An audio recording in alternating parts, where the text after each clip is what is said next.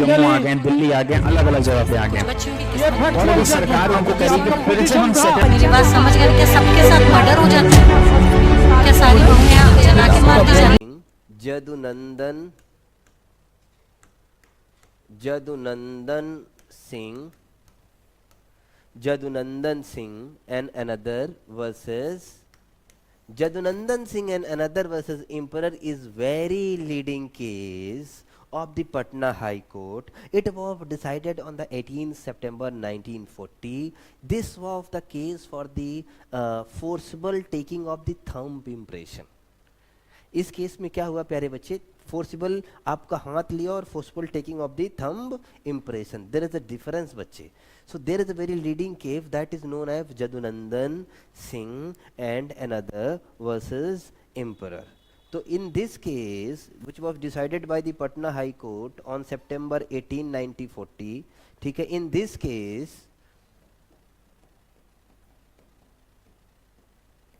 1940, इस केस में क्या हुआ, there was a forcible taking off the thumb impression.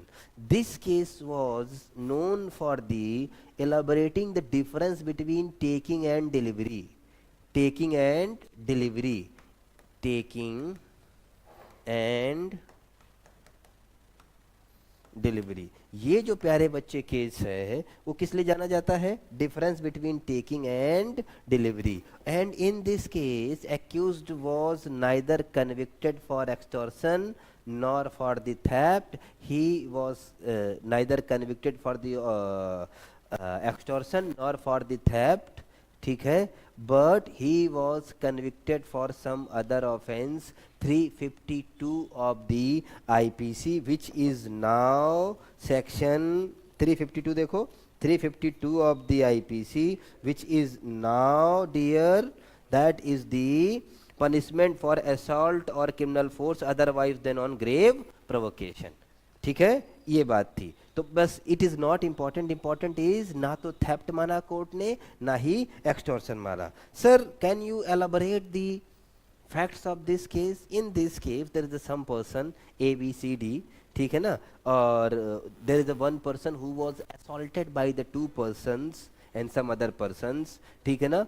इसमें से एक बंदा था, उसने जो है, एक बंदा था अलक, एक था नारायण. अलक ने नारायण के राइट लेग पे स्पीयर से ब्लो किया, बाकी बंदे उसे लाठी से पीटते रहे, ठीक है ना.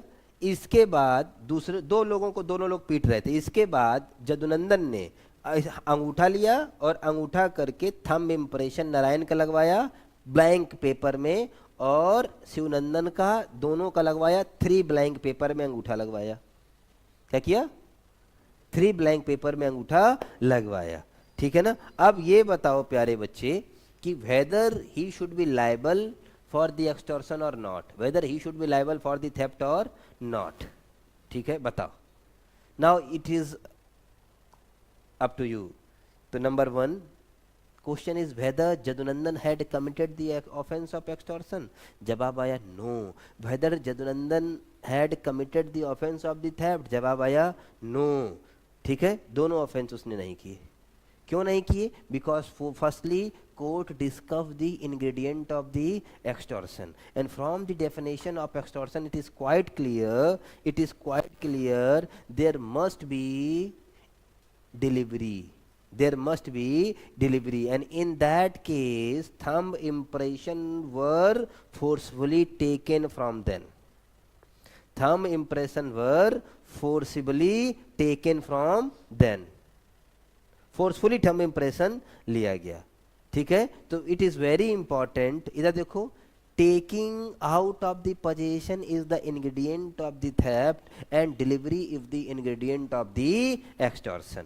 But in this case there was no delivery, there was forcefully taking था, तो there was no delivery तो no extortion, ठीक है.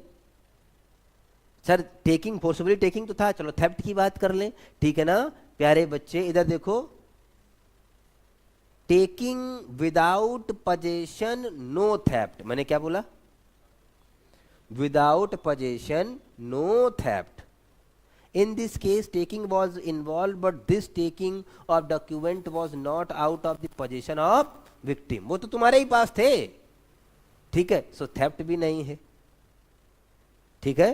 तो इसमें क्या किया गया, पनिशमेंट फॉर असॉल्ट और क्रिमिनल फोर्स दिया गया. कोर्ट ने प्यारे बच्चे क्या किया, इनको ना तो थेफ्ट के लिए लायबल किया और ना तो एक्सटॉर्शन के लिए. इज इट क्लियर और not? Subscribe for more content.